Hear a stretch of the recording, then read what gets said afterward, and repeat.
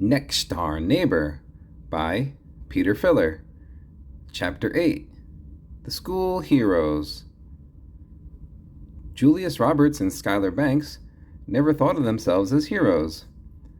They just did their best, they showed up on time, turned in their homework, and tried to make their teachers proud. But what they didn't know was that two quiet students, Jodis and Genix Paralux, were watching them closely, admiring their courage, confidence, and kindness from afar. During the first half of the school year, Jodis and Genix had mostly kept to themselves. They were polite, curious, and a little different, and that made them stand out. It also made them targets. The Show and Tell Incident. It was the day before Christmas break, and the school gym was buzzing with excitement. Dr. Moses had declared it Holiday Show and Tell Day, inviting students to bring in their favorite toy or hobby to share with the school.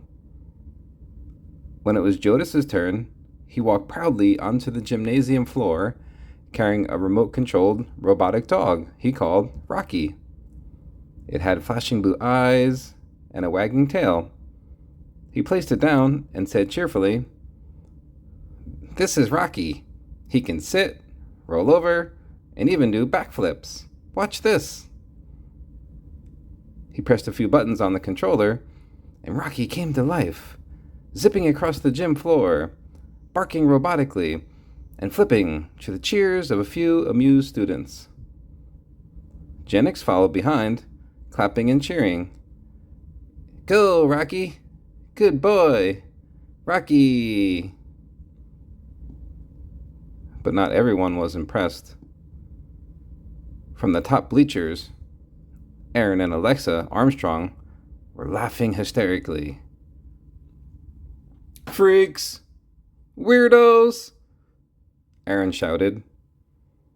"Is that supposed to be a dog or a toaster?" Alexa mocked. They stood up, walked down to the gym floor, and circled around Jodis and Genix like sharks.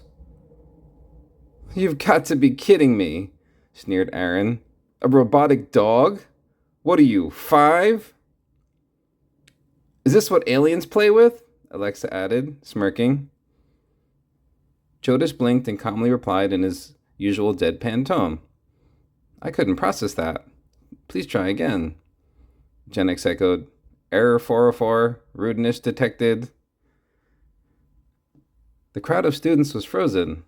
It was one of those moments when everyone held their breath, unsure what would happen next. That's when Julius and Schuyler stood up from the bleachers. "Hey!" Julius called, storming down. "Leave Jodis alone, you pinhead!" "Yeah, Alexa," Schuyler snapped, standing shoulder to shoulder with Genix. "They didn't do anything to you. Back off!" Alexa crossed her arms. "Why should we?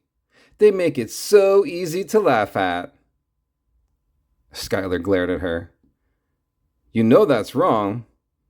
Haven't you ever heard of the golden rule? Treat others the way you want to be treated?"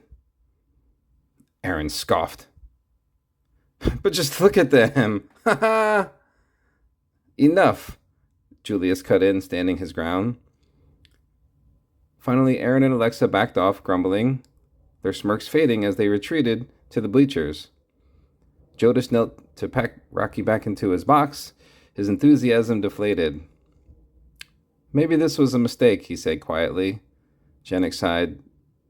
"We should have stayed in the science lab." But Schuyler crouched next to them and smiled. "Don't let those two get to you," she said. "They're the biggest pain in the school. You could stick with us." Jodis and Genix both let out a synchronized "woo." Genix looked up. "How can we ever repay you?" Julius laughed. "You can help us pass algebra. Those slope formulas are impossible." Genix grinned. "Tangents and angled and decimals, oh my." Schuyler laughed, and together the four of them walked out of the gym like a new team. Justice served. From across the gym, Dr. Moses had been watching the entire scene unfold. He stepped out from the sidelines and marched up to Aaron and Alexa, grabbing each one of them by the ear. "So," he said sternly, "you still haven't made any positive changes, I see. Looks like another day of detention for you two. Will you ever learn?" Aaron pulled away. "We know our rights. You're not the boss of us." Dr. Moses narrowed his eyes. "Wrong again. At this school, I am the boss of you. Now let's go." He dragged them off towards the front office, mumbling under his breath, "Will you children ever learn?" For the first time since school started, Jodis and Jenix didn't feel alone. A couple of months after the show and tell incident, things began to change. On the first day back from spring break, Julius and Skylar found Jodis and Jenix sitting at a lunch table by themselves and sat down right beside them. "This seat taken?" Julius asked with a grin. "It is now," Jenix replied with a smile. From then on, the four of them were inseparable. Brains and balance. Jodis and Jenix were brilliant, but in their own strange, quiet way. They always had the same answers in class, but rarely spoke unless called on. They finished their homework before it was even assigned and had a habit of correcting the teacher in the nicest way possible. Skylar found them fascinating. "You guys don't even use calculators," she said one afternoon in algebra. "We are the calculators," Jenix replied proudly. "But we also malfunction when hungry," Jodis added, pulling out a snack of pretzels. Julius loved their dry sense of humor. He started walking with them to school and texting them memes every night. They responded in perfect sync, often sending the exact same GIF at the exact same time.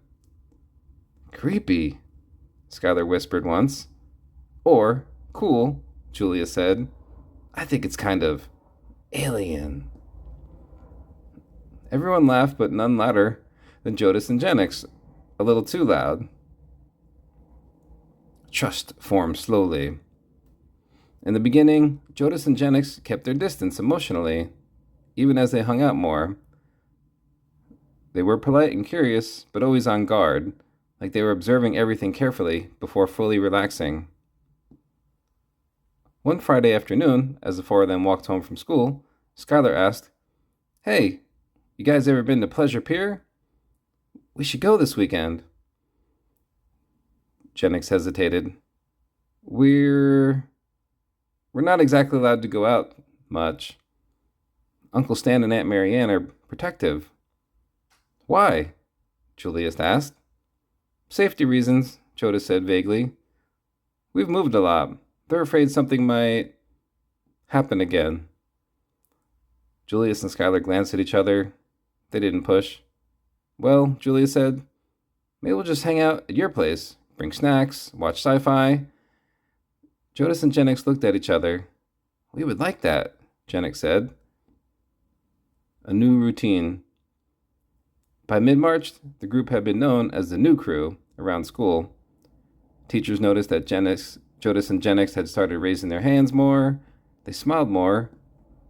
They even joined the robotics club and brought Rocky to the robot dog back for a coding demo. And no one dared mock them again. Not with Julius and Skylar at their side.